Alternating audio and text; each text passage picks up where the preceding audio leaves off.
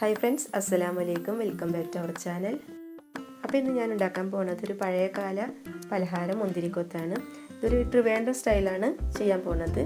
അപ്പോൾ നമുക്ക് കുക്കിലോട്ട് കിടക്കാം. അപ്പോൾ അതിന് വേണ്ടിയിട്ട് ഞാനിപ്പോൾ 2.5 കപ്പ് ചെറുപയർ എടുത്തിട്ടുണ്ട്. ഇത് നന്നായിട്ട് കഴുകി ഉണക്കിയതാണ് കേട്ടോ. നല്ല വെയിലുള്ള ടൈമിന് ഇത് കഴുകി ഉണക്കി വെച്ചാൽ മതി. അതിനുശേഷം നമ്മൾ ഇതുപോലെ തന്നെ ഒന്ന് വറുത്തെടുക്കുക. നന്നായിട്ട് വറുത്തെടുക്കുക, കറുമുറ വറുത്തെടുക്കുക. ഇത് വറുത്തെടുക്കുമ്പോൾ മീഡിയം ഹീറ്റിൽ വെച്ചിട്ട് ഏകദേശം ഒരു 15 മിനിറ്റോളം ഒന്ന് വറുത്തെടുക്കണം. അപ്പോൾ ഇതൊരു 1/4 ഭാഗം ആകുമ്പോൾ അതിലേക്ക് ഞാനൊരു 7 ഏലക്ക ഇട്ട് കൊടുത്തിട്ടുണ്ട്. ഇത് നിങ്ങളടുത്ത് ആദ്യം പൊടിച്ച് വെച്ചിട്ടുണ്ടെങ്കിൽ അത് ലാസ്റ്റ് ചേർത്ത് കൊടുത്താൽ മതി. അല്ലെങ്കിൽ ഇത് പഞ്ചസാരയുടെ കൂടെ ഇട്ടിട്ട് പൊടിച്ചെടുത്താലും മതി.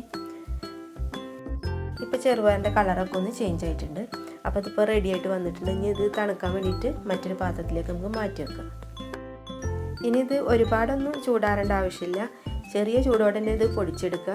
അപ്പോൾ പൊടിച്ചെടുക്കുമ്പോൾ ഇത് നന്നായിട്ട് പൊടിഞ്ഞു പോവുകയും ചെയ്യരുത്. ചെറുതായിട്ടൊന്ന് തരിതരിപ്പോടെ പൊടിച്ചെടുക്കുക. ഇത് ചൂടാറുന്ന ടൈം കൊണ്ട് നമുക്ക് ശർക്കര ഒന്ന് ഉരുക്കിയെടുക്കണം. അപ്പോൾ അതിന് വേണ്ടിയിട്ട് ഞാനിപ്പോൾ 1/2 കിലോ ശർക്കര എടുത്തിട്ടുണ്ട്. കുറച്ച് വെള്ളം ഒഴിച്ചിട്ട് ഇതൊന്ന് മെൽറ്റ് ചെയ്തിട്ട് എടുക്കുക. അതിനുശേഷം നമുക്കിതൊന്ന് അരിച്ചെടുത്ത് മാറ്റി വെക്കാം. ശർക്കര ചൂടാറിയതിന് ശേഷം മാത്രമാണ് നമ്മൾ ഇതിലേക്ക് ഉപയോഗിക്കുള്ളൂ. അപ്പോൾ ഇത് ചൂടാറുന്ന ടൈം കൊണ്ട് നമുക്ക് തേങ്ങ വറുത്തെടുക്കാം. അപ്പോൾ ഇതിലേക്കിപ്പോൾ 3 കപ്പ് തേങ്ങ എടുത്തിട്ടുണ്ട്. തേങ്ങ കൂടുതൽ ചേർക്കും തോറും ടേസ്റ്റ് കൂടും. തേങ്ങയുടെ അളവ് ഒരിക്കലും കുറയ്ക്കരുത്. ചെറുപയർ എത്ര എടുക്കുന്നത് അത്ര, അല്ലെങ്കിൽ അതിലും കൂടുതൽ എടുക്കുക. അപ്പോൾ നന്നായിട്ട് ടേസ്റ്റ് ഉണ്ടാവും. തേങ്ങ വറുക്കുന്ന സമയത്തും ഒരുപാടൊന്നും ഫ്ലെയിം കൂട്ടി വെക്കരുത്. കൈ എടുക്കാതെ തന്നെ ഇങ്ങനെ ഇളക്കിക്കൊണ്ടിരിക്കും വേണം.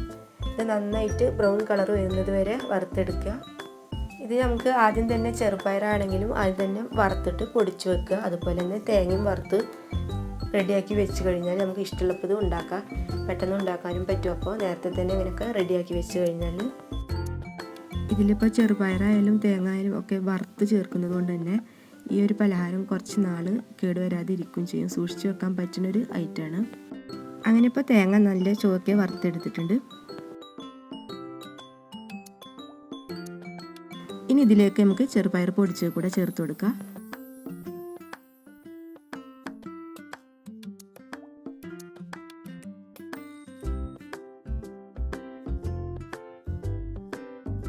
ഇനി ഇത് നന്നായിട്ട് മിക്സ് ആയതിനു ശേഷം ഇതിലേക്ക് നമുക്ക് കുറച്ച് ഡ്രൈ റോസ്റ്റ് ചെയ്തിട്ടുള്ള അണ്ടിപ്പരിപ്പ് ചെറുതായിട്ടൊന്ന് ക്രഷ് ചെയ്തത് അതുകൂടെ ചേർത്തിട്ട് മിക്സ് ചെയ്യാം. ഇനി ഒരുക്കി വെച്ചിട്ടുള്ള ശർക്കര പാനി നമുക്ക് കുറച്ചായിട്ട് ഒഴിച്ചൊന്ന് മിക്സ് ചെയ്ത് കൊടുക്കുക.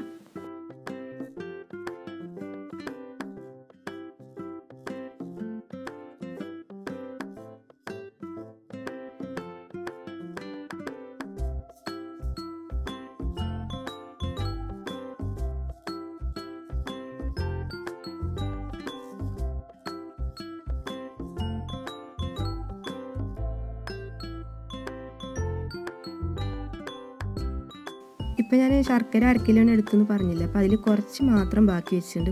വളരെ കുറച്ച് മാത്രം. ബാക്കിയൊക്കെ ഇതിലേക്ക് ഒഴിച്ച് ഇപ്പോൾ കയ്യിൽ ഇങ്ങനെ ഉരുട്ടുമ്പോൾ നന്നായിട്ട് ഉരുണ്ട് വരുന്നുണ്ട്. ഇനി നമ്മളിതിങ്ങനെ ഉരുട്ടണതിൽ കയ്യിൽ ഒട്ടി പിടിക്കുന്നുണ്ടെങ്കിൽ കുറച്ച് വെള്ളത്തിൻ്റെ നനവൊന്ന് കൈമേലാക്കിയിട്ട് ഒന്ന് ഉരുട്ടിയെടുത്താൽ മതി. അപ്പോൾ നന്നായിട്ട് ഷേപ്പൊക്കെ കിട്ടും.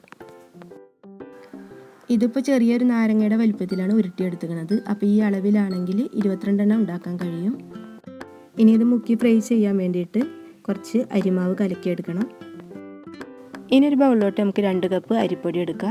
ഈ അരിപ്പൊടി എന്ന് പറയുമ്പോൾ പച്ചരി നല്ലോണം കഴുകി ഉണക്കി പൊടിപ്പിച്ച പൊടിയാണ്. പിന്നെ നമുക്ക് ഇതിലേക്ക് ഇപ്പോൾ ഒരു 1/4 ടീസ്പൂണ് മഞ്ഞൾപ്പൊടി, പിന്നെ കുറച്ച് ഉപ്പ്. ഇനി ഇത് നന്നായിട്ടൊന്ന് മിക്സ് ചെയ്തിട്ട് എടുക്കുക. മഞ്ഞളും ഉപ്പൊക്കെ എല്ലാ ഭാഗത്തും ഒരുപോലെ ആവാൻ വേണ്ടിയാണ്. ഇനി പിന്നെ ആവശ്യത്തിനുള്ള വെള്ളം കുറച്ചായിട്ട് ഒഴിച്ചു കൊടുക്കുക.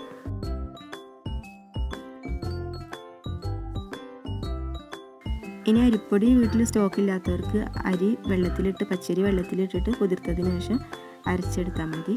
അങ്ങനെയുള്ള മാവ് ഉപയോഗിച്ചിട്ടും ഇങ്ങനെ ചെയ്യാം.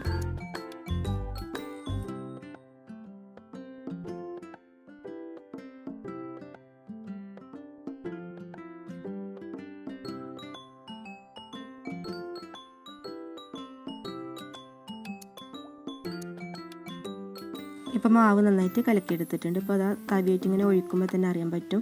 ഓവർ ലൂസും പാടില്ല, ഓവർ കട്ടിയും പാടില്ല. കണ്ട സ്പൂണിൽ നിന്ന് ഇങ്ങനെ ഒലിച്ചു പോകണ ഈ പരുവത്തിൽ. ഇതിപ്പോൾ പഴംപൊരിനേക്കാളും ലൂസായിട്ടുള്ളൊരു മാവാണ്. പാനിൽ ഓയിൽ ഒഴിച്ചിട്ടുണ്ട്. അത് ചൂടായി വരുമ്പോൾ നമുക്ക് മാവിൽ മുക്കിയിട്ട് ഓരോന്നും ഇട്ട് കൊടുക്കാം. ഇത് ഫ്രൈ ചെയ്യുമ്പോൾ മീഡിയം ഹീറ്റിലിട്ടിട്ടാണ് ഫ്രൈ ചെയ്യേണ്ടത്. നന്നായിട്ട് മൊരിഞ്ഞ് വരുന്ന ആ രീതിയിൽ ഇത് ഫ്രൈ ചെയ്തെടുക്കണം. കാരണം ഇത് പുറത്തല്ലേ വെക്കുന്നത്, കുറച്ച് ദിവസം നമ്മൾ പുറത്ത് വെച്ചിട്ടാണ് ഉപയോഗിക്കുന്നത്. അതുകൊണ്ട് തന്നെ നന്നായിട്ട് മൊരിഞ്ഞ് വരണം.